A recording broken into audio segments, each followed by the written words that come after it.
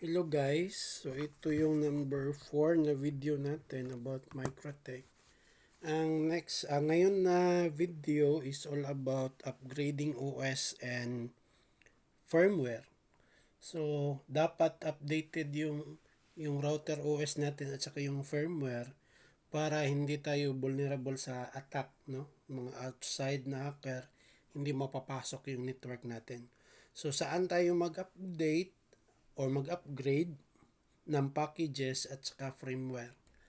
So, login muna tayo, connect. So, yan. Go to system. Ang puntahan ninyo is packages.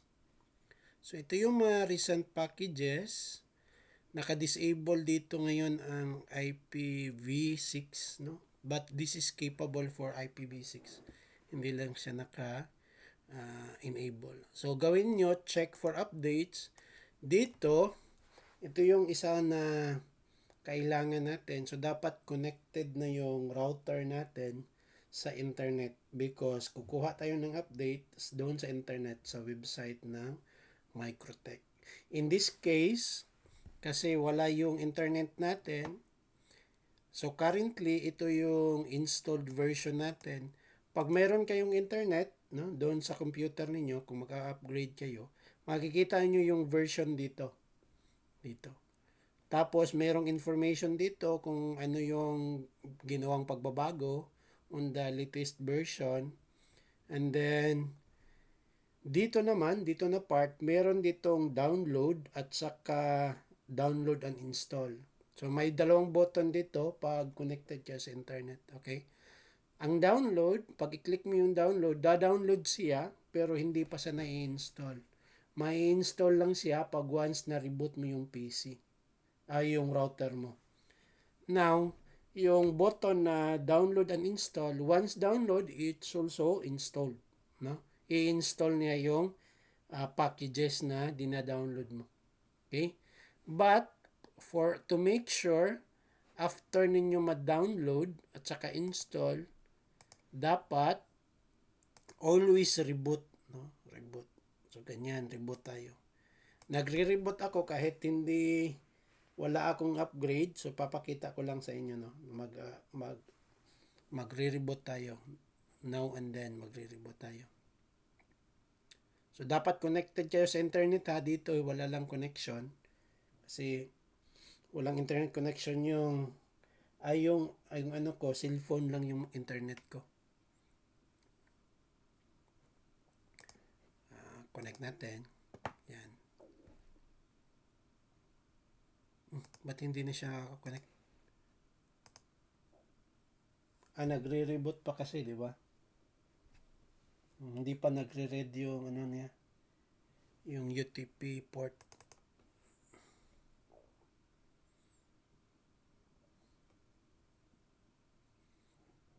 Nire-reboot kasi natin yung router.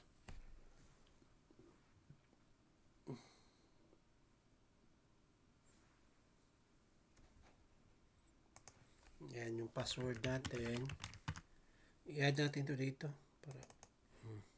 Yan. Next naman, pag na-upgrade na yung packages, and next is firmware ng ating Microtech router. So, punta kayo sa system. Tapos, punta kayo sa dapat may upgrade dito. Upgrade. May auto-upgrade pero dapat may upgrade dito.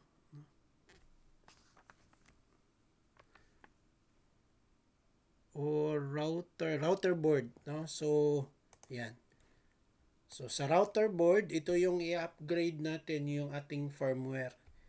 So, factory firmware ko is 45 na version. Ang current na firmware is 6.48.1. Upgrade firmware is this one. Now, pag connected kayo sa internet connection, lalabas yung yung current version, tapos click nyo lang tong upgrade. Pag na-upgrade na niya, okay nyo lang. Okay, tapos reboot ninyo yung Microtech ninyo.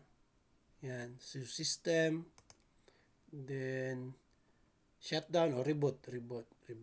So, ito lang yung para hindi kayo palaging tintahay, wala kayo sa bahay, sa school for sa company ninyo for how many days. No, pwede kayong mag-auto upgrade, no? So dito pwede kayong mag-auto upgrade dito. Set nyo lang. Yan. Set nyo. Okay, wala pang. Pero for now, ito lang muna yung gagawin natin. Yung paano, saan kayo magkiklik ng paano mag-upgrade ng packages at saka router board. So that's all for this video, and don't forget to subscribe.